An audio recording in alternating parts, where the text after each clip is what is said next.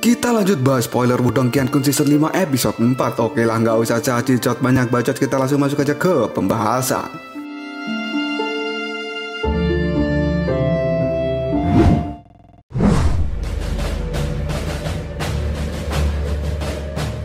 Lindong dan Lilantian saat ini beradu kekuatan dari pusaka terkuat mereka. Dan tiba-tiba saja, di langit kali ini muncul sebuah cahaya terang yang sangat menyilaukan mata akibat benturan dua pusaka level dewa itu. Bahkan suara keras dan terangnya cahaya bisa terdengar dan juga terlihat dari jarak yang cukup jauh. Lilantian yang marah pun berkata pada Lindong, "Dasar tidak tahu diri. Kalau kau benar-benar ingin mati, akan kuberikan kematian padamu." Lilantian pun mengupgrade kekuatan cerminnya ke level 2 yang bernama Roda Spiritual Penghancur Surga. Namun Lindong yang tidak mau kalah kini berteriak, "Mari kita lihat pusaka siapa yang lebih kuat."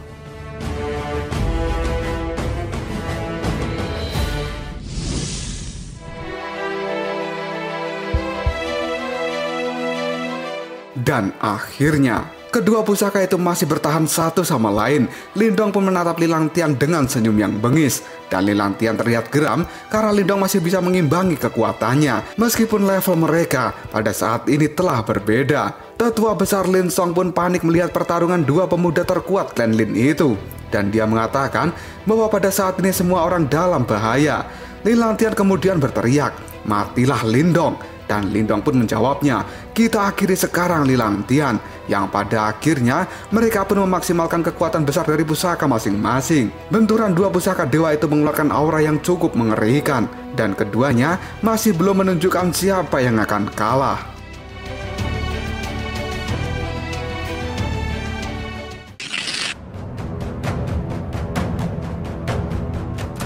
Lilantian yang tidak mampu mengalahkan Lindong pun terlihat emosi berat dan dia berkata di dalam hati, "Kenapa?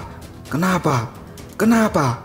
Padahal aku sudah berada di tahap akhir manifestasi. Kenapa aku belum bisa mengalahkan si pengganggu ini? Apapun yang terjadi, aku harus membunuhnya." Dendam Lilantian pada Lindong sudah tidak terbendung lagi. Dia kemudian meminta bantuan pada Yimo di dalam tubuhnya untuk menghabisi Lindong pada saat ini juga. Yimo itu pun berkata, apakah Lilantian tidak takut jika rahasianya terbongkar? Lilantian pun menjawab bahwa dirinya tidak punya pilihan lain. Jika dia tidak bisa menghabisi Lindong hari ini juga, maka namanya akan semakin tercoreng. Dan kini Yimo itu memberikan energi tambahan pada Lilantian.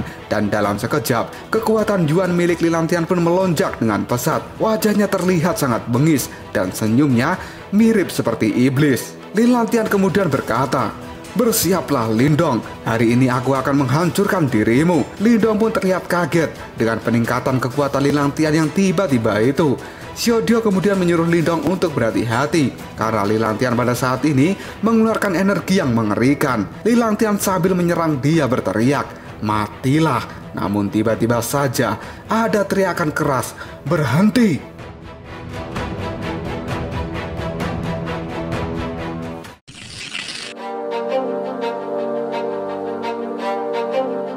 Yang ternyata teriakan itu adalah Ketua Lin Fan yang kali ini telah berada di belakang Lilantian.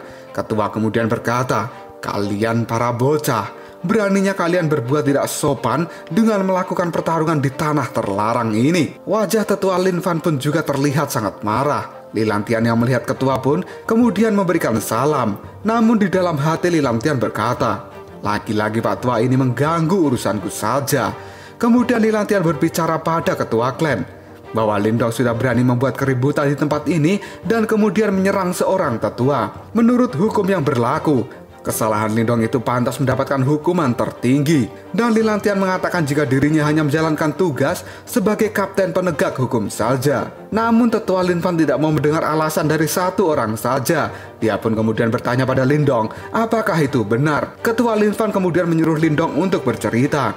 Namun pada saat Lindong ingin bercerita, Lin Go pun menyela ucapan Lindong dengan berkata bahwa Lindong telah mengancam untuk membunuh dirinya. Dan bekas tamparan di pipi ini adalah bukti dari kesalahan yang diperbuat oleh Lindong.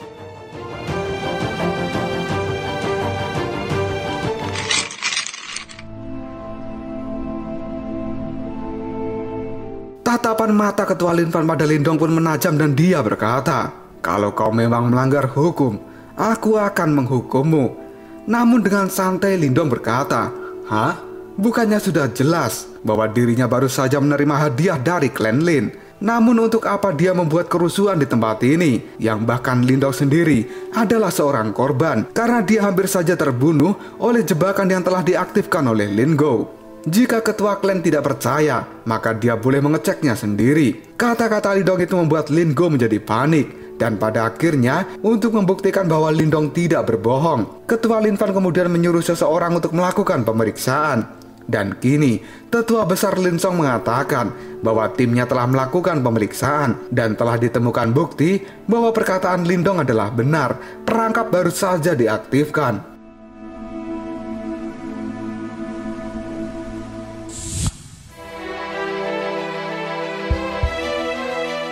Ketua Lin Fan yang mendengar hal itu pun sontak menjadi marah dan dia berteriak, "Lin Go, apa maksudnya ini? Apa kau berencana untuk membunuh Lindong?" Lin Go pun pada saat ini kelihatan sangat takut, namun dia masih beralasan jika dirinya melihat Lindong mengendap-endap di dalam sana.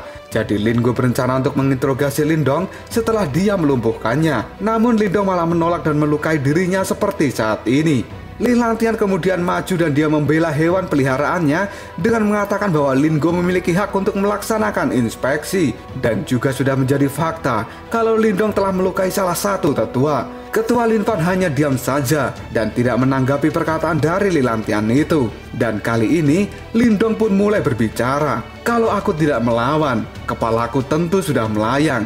Lin Lantian, orang bodoh pun bisa melihat kalau ada pertengkaran di antara kita. Apa kau benar-benar merasa perlu mencari alasan seperti ini?" Lin Lantian pun marah karena ucapannya dibalikkan oleh Lindong. Ketua Lin Fan kemudian menyuruh Lin Lantian untuk tidak berdebat lagi. Dan kini Ketua Lin Fan berkata, "Aku sudah mengetahui tentang pertengkaran di antara kalian berdua. Tapi karena kalian berdua adalah anggota dari klan Lin, aku tidak akan ikut campur. Yang kubutuhkan adalah seorang yang bisa menaikkan nama klan ini. Walaupun kalian sama-sama berbakat, hanya mereka yang bisa mengharumkan nama klan Lin yang akan menerima persetujuanku. Pertarungan antar pemuda akan segera dilaksanakan. Kalian berdua akan mewakili klan Lin ini di dalam pertarungan. Orang yang berhasil menang dan masuk ke dalam perang 100 kekaisaran akan dinobatkan sebagai bintang sesungguhnya dari klan Lin. Sekarang hentikan pertarungan ini. Apapun yang terjadi, kepentingan klan harus didahulukan. Sudah cukup sampai di sini."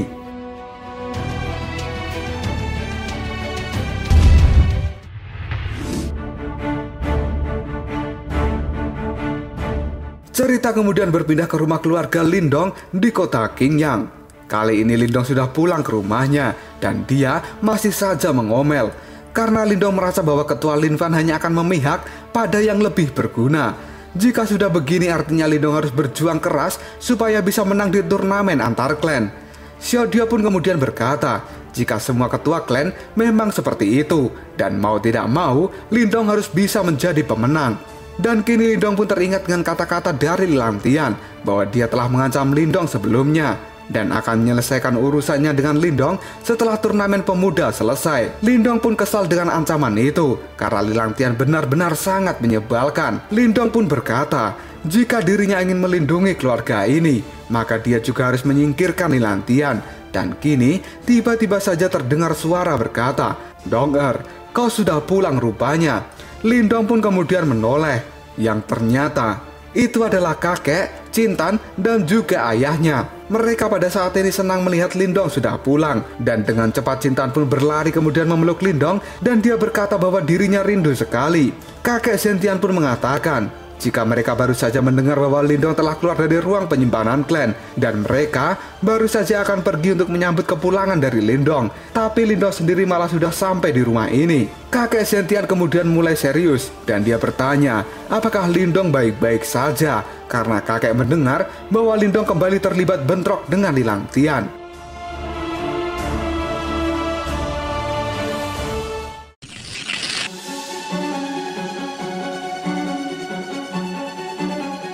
Lindong pun dengan serius mengatakan bahwa dia baik-baik saja. Meskipun Lin Lantian itu berada di tingkat yang berbeda dengan Lindong, namun hal itu tidak membuat Lindong takut sama sekali. Lindong yang paham bahwa Lin Lantian sangat membencinya pun kali ini sangat yakin jika Lin Lantian itu pasti akan kembali untuk membuat keributan dengannya. Kakek pun mengatakan bahwa itu memang benar karena dendam di antara kalian sudah terlalu dalam.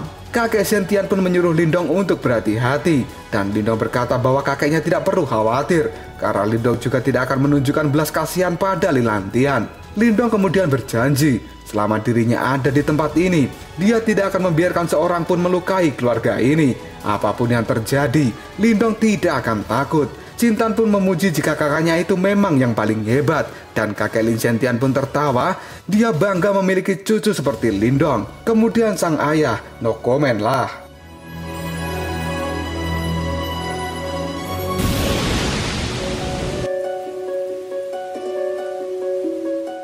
Sang ayah kemudian berkata pada Lindong jika pada saat ini putranya itu sudah dewasa dan tidak ada lagi yang bisa diajarkan pada Lindong. Namun satu pesan dari sang ayah, Lindong tidak perlu memaksakan dirinya sendiri. Jika dia kelelahan, maka pulanglah. Sambil melihat ayahnya, Lindong berkata, "Jangan khawatir ayah, aku akan menjaga diriku baik-baik." Sang ayah pun menimpali, "Baguslah kalau begitu."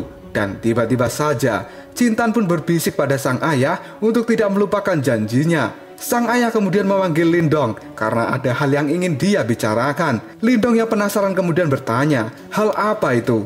Dan kini sang ayah pun berkata, karena kekuatan Cintan sudah berkembang, maka dia ingin agar Lindong mengajak Cintan bersamanya supaya adiknya itu bisa merasakan dunia luar. Karena ayah yakin Cintan pasti akan bisa membantu Lindong. Sontak hal itu membuat Lindong sangat kaget dan dia berkata, "Aku harus membawa Cintan."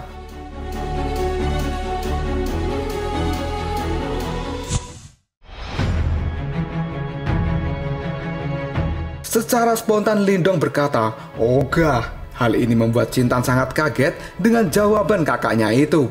Cintan pun kemudian memegang tubuh Lindong dan dia mengguncangnya.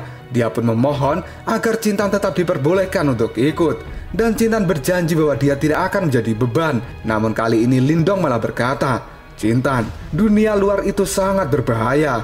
Jauh lebih berbahaya daripada yang kau bayangkan. Kau akan merasakan banyak pengalaman di mana kau harus mempertaruhkan nyawamu. Kalau aku kurang beruntung sedikit saja, aku tidak akan berada di tempat ini bersamamu. Aku tidak keberatan mengalami itu semua sendirian. Tapi aku tidak mau kau mengalami hal yang serupa denganku. Karena itulah lebih baik kau duduk manis saja di rumah. Belajarlah memasak atau mencuci atau semacamnya. Kalau tidak, nanti kamu tidak dapat suami." Lindong pun merasa bahwa hari ini dia telah menjadi kakak yang sangat bijak. Namun ekspresi dari Cintan pun sangat dingin, seolah dia kecewa dengan ucapan Lindong.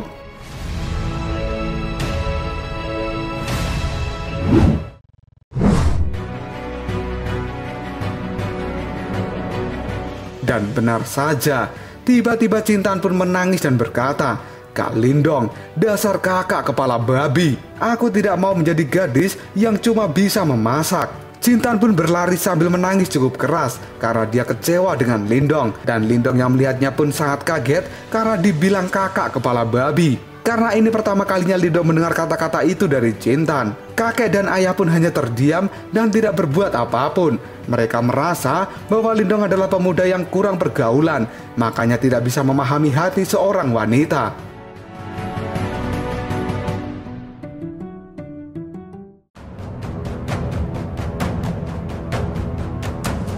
Lalu apakah yang akan terjadi selanjutnya? Apakah Lindong tetap tidak akan mengizinkan Cintan ikut pergi bersamanya? Dan apa yang akan dilakukan Cintan selanjutnya?